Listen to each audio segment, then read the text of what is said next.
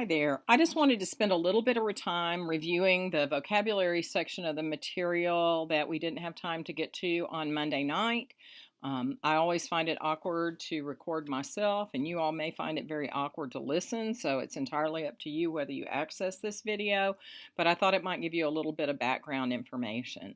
So vocabulary and comprehension are clearly our vocabulary strongly influences a student's ability to comprehend text. And I think there's some real important things about vocabulary to understand.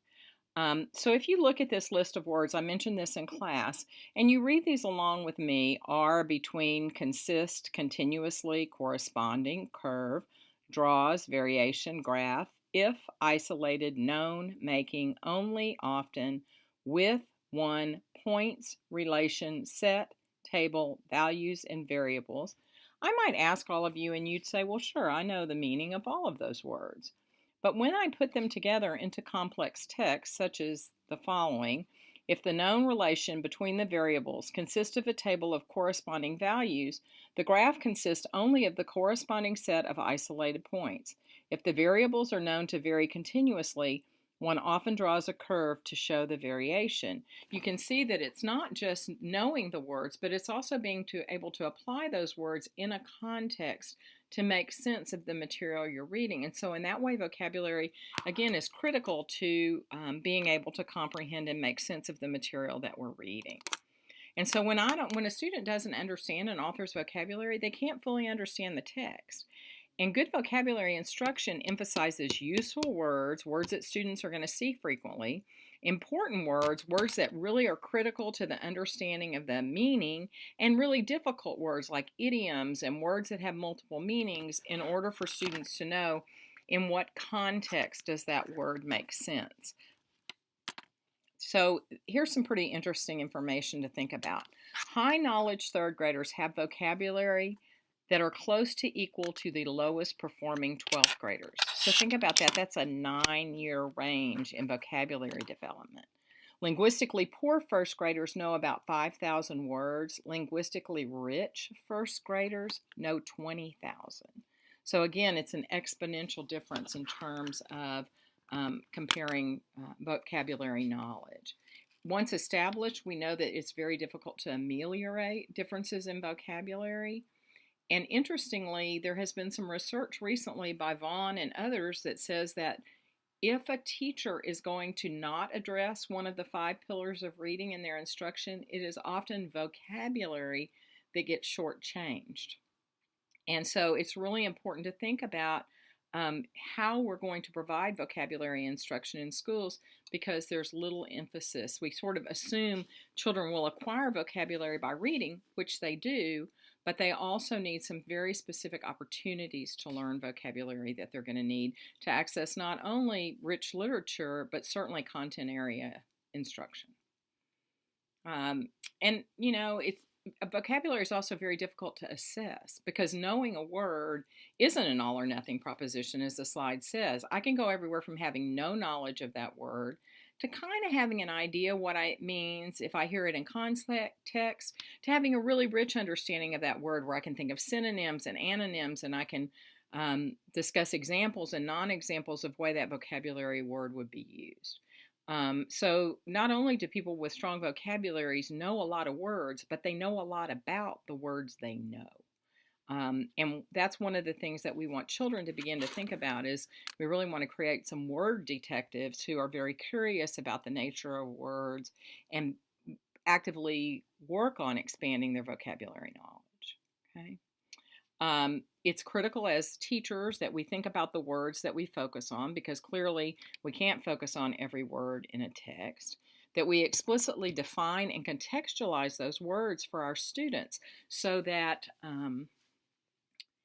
they have an understanding of what they mean. And we'll talk about it in a minute, but the way to do that is not to send them to the dictionary. And I know that we probably all have had that example of what does this mean? We'll go look it up, but we'll talk about why sometimes that's not really going to give students the kind of rich exposure to vocabulary that they need to have. Kids have to actively process the information and the word knowledge that they have, and they have to have multiple exposure to words in order to make them their own. You can help students by, yes, teaching them how to use a dictionary and showing them the type of information it provides, but again, also by understanding the limitation of dictionary definitions. We can encourage deep processing. We can encourage students to integrate the new words they're using into their vocabulary. One of the things you saw the other night in some of the videos that I was showing was teachers keeping track of critical words and then going back and reviewing some of those words with the students. Again, giving them that multiple exposure so that keywords are used often. One of the things that thematic instruction, and I know you've all heard that term, thematic instruction, where we have a theme that's cutting across a variety of subject areas, and we work to make sure that math and science and social study and reading instruction are all centered around a common theme, is that it gives us an opportunity to expose children to the same vocabulary over and over throughout the day. And again, that we focus on a small number of very important words, ideally words that are related, so that it deepens that conceptual development. And sometimes teachers do really funny things, and some of which can be fun but are often a little bit misguided. So I don't know if any of you ever had the experience where your teachers told you to write a story that included all of your vocabulary words or all of your spelling words.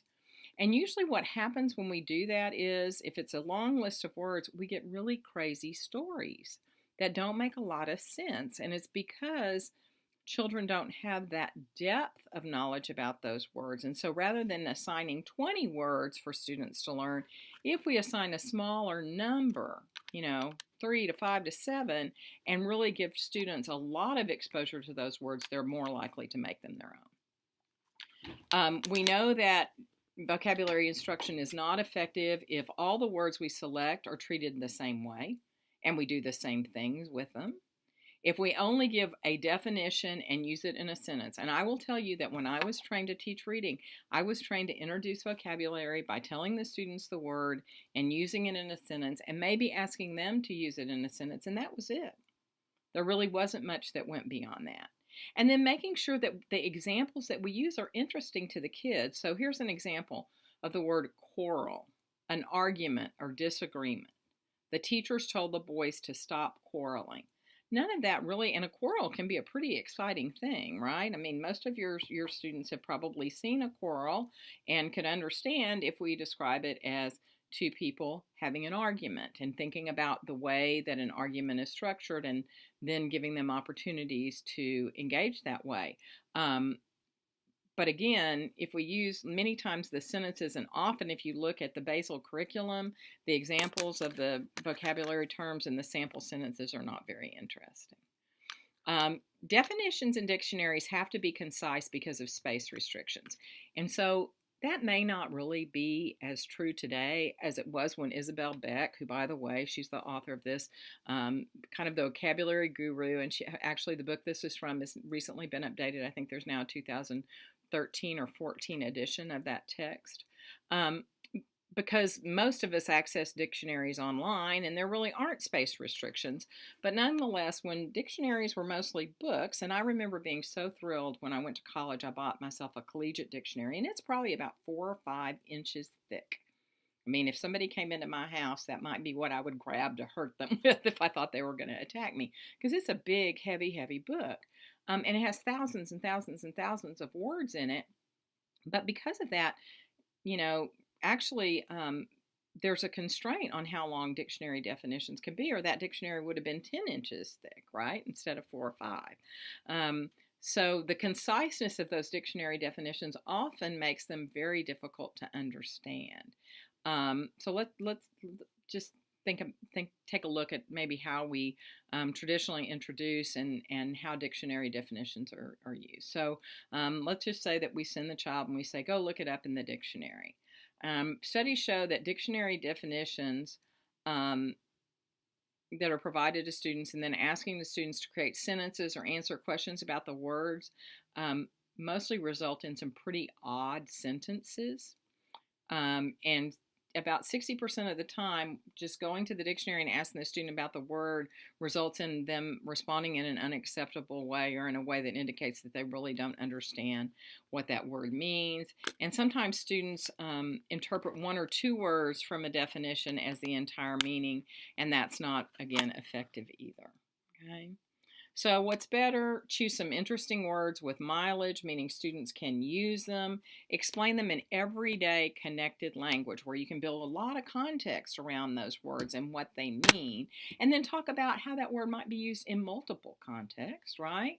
Have students engage with those words in ways that require them to actually process and deal with the meaning. Because sometimes I can write a sentence that contains a word and I may not know what that really means. And if I have some kind of knowledge of the way that word functions grammatically, that may be all I have to do to be able to write a sentence that to some extent makes sense. But again, I haven't really demonstrated that I understand it. Like I said, more interesting, less pedantic examples, and I'll show you some great ideas. Like I said, I'm a big fan of Isabel Beck.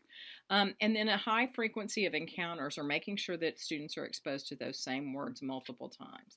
So let's look at some dictionary versus some user-friendly explanations. Dictionary. Contagious is defined as able to be spread by contact. But a friendly definition is an illness is contagious if you can catch it easily from another person who is sick with it. So again, it's not so concise, it's broader, it's not restricting the word to or using words that the student is unlikely to understand, able to be spread by contact. Students may be thinking, what kind of contact, right? There's some other examples here. I'm not going to go through all of them, but one of the things that dictionaries commonly do is what happens here with unexpected, and that's that they define the word with a another iteration of the word itself. So unexpected, not expected. Well, if I don't know what expected means, I'm pretty well lost on that one. Surprising may give me a little bit more information. But again, what we're wanting to do is give students a more rich description of what that word really means. Asking students to process the meaning of the words may require them to really think about, we have to structure exercises that really require them to think about what those words mean. So if you look here, this could be a matching exercise. If you wanted someone to eavesdrop on someone in the next room, right, you can hear better if you put your ear up to the keyhole. Now that really indicates that I know what to do in order to eavesdrop. And you can look at the other examples. And like I said, this is not mine. This comes all out of Isabel Beck, okay? Or I can give students some some sentence stems. Things like, the newspaper called Mr. Bowman a philanthropist because he raised money for the new charity hospital, or something, so that we really indicate that we know what would a philanthropist do. I told my teacher I wanted to be a spectator at the play because I'm much more comfortable sitting and watching than acting. Okay, again, those kinds of things that really require them to process the words at a deeper level. Here are some other examples. How surprised would you be? And then you have these things where you're going to indicate whether you're least or most surprised. You saw your friend vault over the moon. Well, that'd probably be pretty surprising, right? Your teacher commended you for doing good work. Hopefully not so surprising. But again, it's another way of thinking about ways to give children opportunities to really process those words at a deeper level. Here's another example related to energy. How much energy does it take to meander down the hall? It wouldn't be very much, right? Or to vault over a car. Way more energy than I've ever had, right? To stalk a turtle. And again, kind of,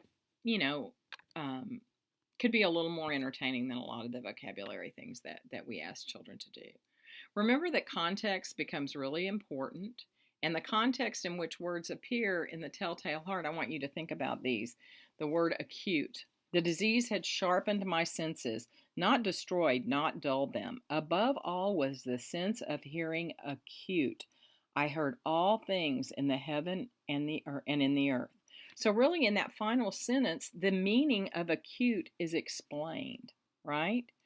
Look at vexed. And this I did for 7 long nights, every night just at midnight. But I found the eye always closed, and so it was impossible to do the work, for it was not the old man who vexed me, but his evil eye. Now, there, I probably get the idea that being vexed is being a little confused, but I'm not really sure or not understanding. Um,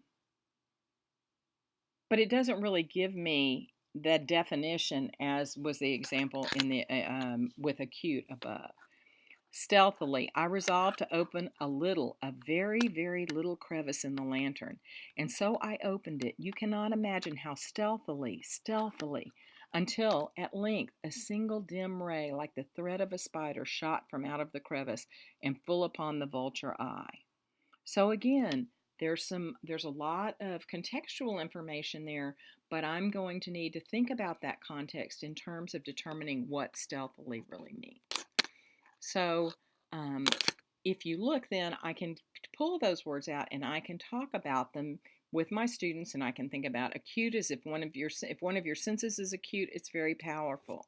If you are vexed, you are puzzled or annoyed. Stealthily is something that is done deliberately, slowly, carefully, and in a quiet way. And then I can have some discussion starters for the word. So the narrator tells us that he is not mad, that the disease, and mad there does not mean angry, right? That the disease had sharpened his senses, in particular the sense of hearing as acute. What happens in the story to support his point of view? So then I can have children going back to the story, not just to understand the meaning, but also to glean more information about the meaning of that word acute. What evidence does he provide that says his sense of hearing was acute? Remember, he said, I could hear everything in the heaven and in the earth. In the story, it was the evil eye that vexed the narrator. What was the problem with the eye that gave him the impression that it was vexed? The narrator tells us he opened the door stealthily. Why was it necessary for him to open the door in such a manner? So again, and these are the kind of vocabulary activities that we can do with all learners, but certainly with our secondary learners as well. So then relationships among words, we can explore them by having kids do things like answer questions. Could an acute sense cause derision? Why or why not?